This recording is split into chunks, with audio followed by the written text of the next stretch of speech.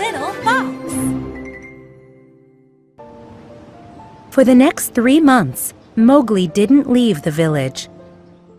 He was too busy learning the ways and customs of humans. First, he found out he had to wear clothing all the time.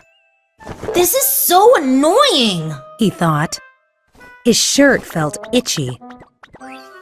His shoes pinched his toes.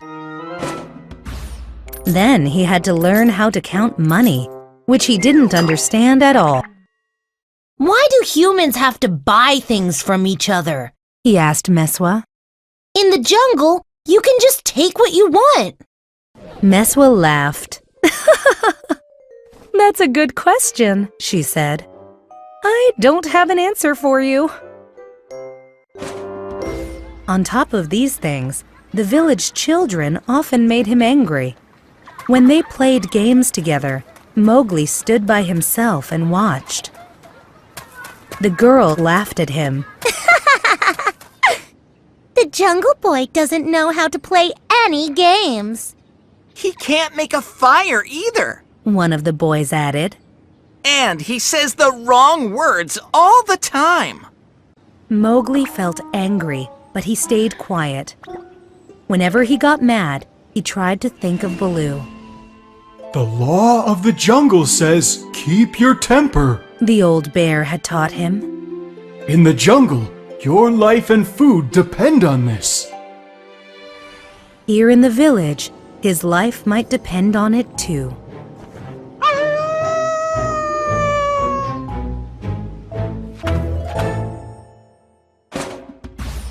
One night, Mowgli joined the circle that formed every evening under a fig tree. The people met to tell stories and gossip. Monkeys sat in the fig tree's upper branches. They chattered away for hours too. Mowgli listened as the people told tales about gods, humans, and ghosts. Buldeo was the village's chief hunter. He told long stories about all the beasts in the jungle. The children's eyes went wide as they listened to tales about panthers, elephants, and wild pigs. Mowgli had to cover his face. He didn't want anyone to see him laughing at Buldeo's silly tales. But as Buldeo told one story after another, Mowgli couldn't help himself. The boy's shoulders shook with laughter. Then, Buldeo started a new ghost story. This ghost lives inside a jungle tiger's body. It's the tiger who stole Meswa's son. What? Mowgli burst out.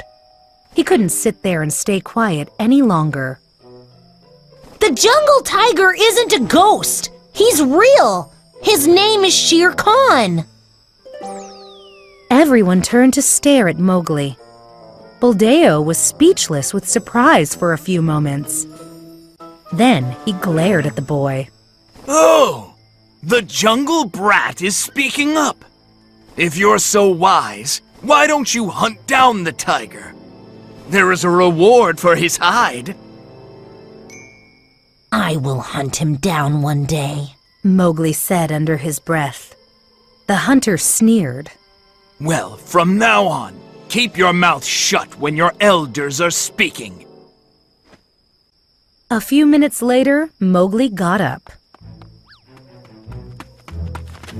I've been listening all evening, He said loudly.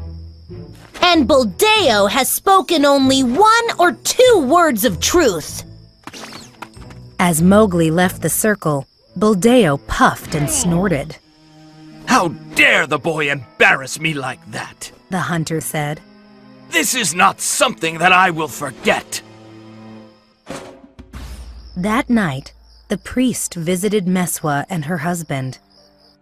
He said it was time to give Mowgli a job.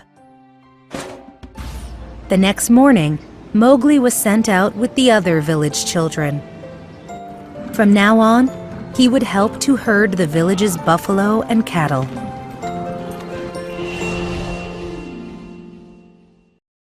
Several weeks passed. One morning, Mowgli climbed onto Rama's back. Rama was the largest male in the herd of buffalo. The other animals began following Rama.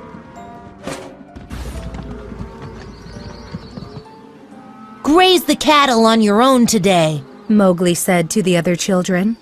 I'm going to stay with the buffalo. Mowgli led the buffalo to the edge of the plain. That was where the river came out of the jungle. Then he dropped off Rama's back and ran toward the bamboo. Gray Brother was waiting there, just as Mowgli had hoped. They greeted one another happily. But Gray Brother looked worried.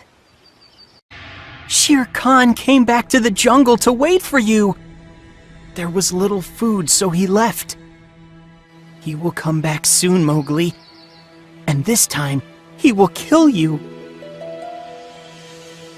When the tiger returns, wait for me in the ravine near the flowering tree.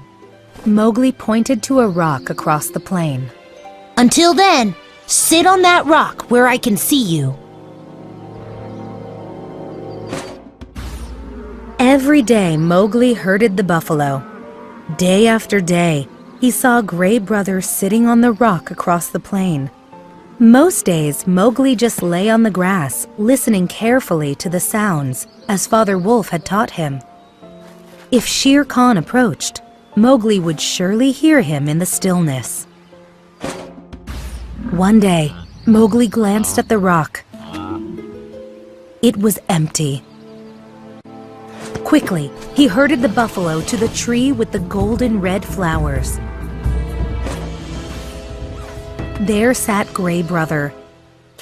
Every hair on his back was standing up.